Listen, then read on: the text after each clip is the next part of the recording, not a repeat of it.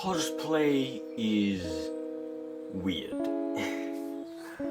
Nowhere else will you find a hobby that is as diverse and is as accepting, with a community as strange and helpful as cosplay. Because the thing is with cosplay, your age doesn't matter, your gender doesn't matter, your body weight, your body size doesn't matter, your religion doesn't matter.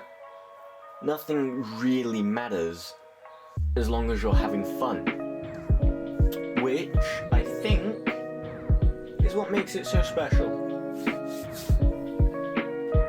Now, in case you don't already know, cosplay is an abbreviation of the two words costume and play.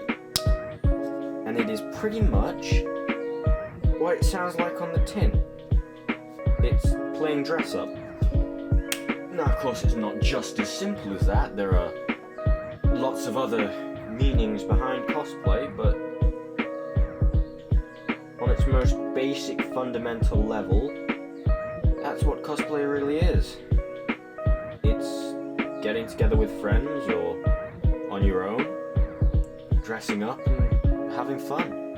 But strangely, a lot of people seem to take issue with the hobby of cosplay. And no one's really sure why. I mean, for a hobby as helpful and accepting as it is, a lot of people seem to go out of their way to try and bash not just the hobby, but the community itself. Though, cosplayers themselves sometimes don't exactly help their case. Though they're few and far between, there are obviously cosplayers that, there are a few problematic cosplayers popping up here and there, but a lot of the time,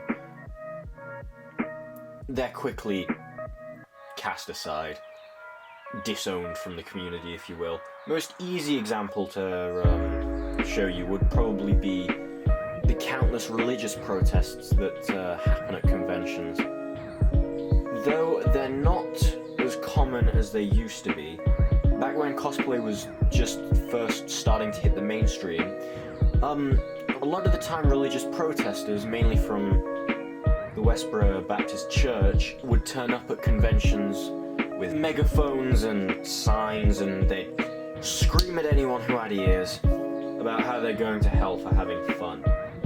Or at least having fun in a way that didn't involve Jesus. And a lot of the times, they were ignored. But still, it's not exactly a pleasant experience. And for an example of a relatively bad cosplayer within the community would be Momo-kun. Her career is pretty much over now, but while she was still a mainstream, in quotation marks, cosplayer, she very frequently and very openly sexually assaulted a lot of other cosplayers. And then when she was caught, she blamed it on her ADHD. Of course, that wasn't the only egregious thing she did, though it was pretty much the worst. She was also caught scamming a lot of her fans. But like I say, those cosplayers are often cast out and ignored by the community once they're found out. But like I said earlier, they're few and far between, and it's very rare you'll see a cosplayer do something like that. A lot of the time when you do see someone doing that, they're not actually as interested in cosplay as you might think. Usually they get into the hobby for the money that you can earn from cosplaying, and don't care about the hobby itself. Moving on, actually, now that I've given myself the perfect link, also earlier I said that playing dress up was the most basic form of cosplay, which it is. Obviously some people, as you might have caught on, can cosplay for money. It can be their job, and a lot of the time, you know, that's fine, you can do that if you want. Again, no one's really going to judge you. If you've got the talent, go for it.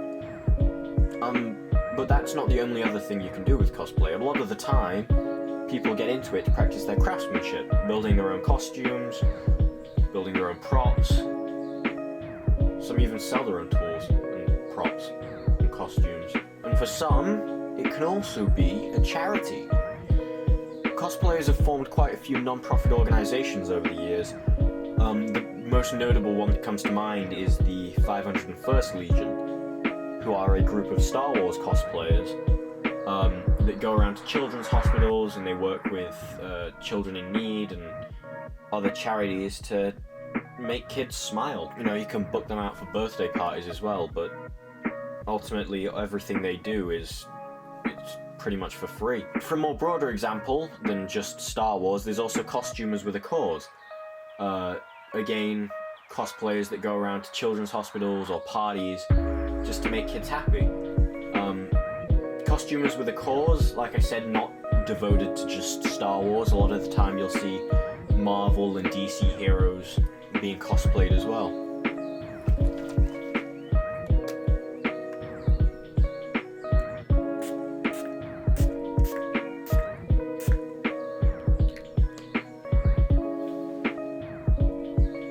There is also another reason why people cosplay, and it tends to be the most popular answer you'll get when you ask someone why they sort of get into cosplay. And though the wording can often be different, a lot of the time it can just be defined as escapism. A lot of the time people get into cosplay because they don't want to be who they are, and in some way take comfort in the fact that they get to dress up and be someone that's not them. It doesn't have to be a negative thing, obviously. I mean, there are countless tales of people that, though timid in their everyday lives, as soon as they put on their cosplay, they just become a social butterfly. I mean, personally, I know that I definitely used cosplay when I first got into it, at least, as a form of escapism. And though I have yet to technically seriously go to a convention in cosplay, I find it still helps. Though nowadays I mainly dress up in cosplay to make funny little videos or anything else, such as films. When I first started, it was actually because I just didn't want to be myself, and it evolved from there.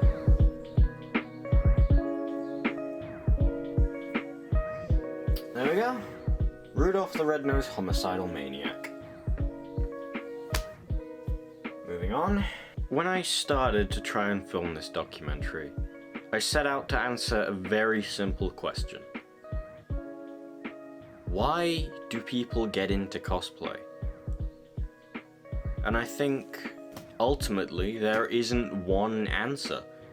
There's a wide variety of answers, some similar to others, but at the end of the day, everyone has a different reason to start cosplaying. I guess, ultimately, I'd say everyone just wants to have a bit of fun.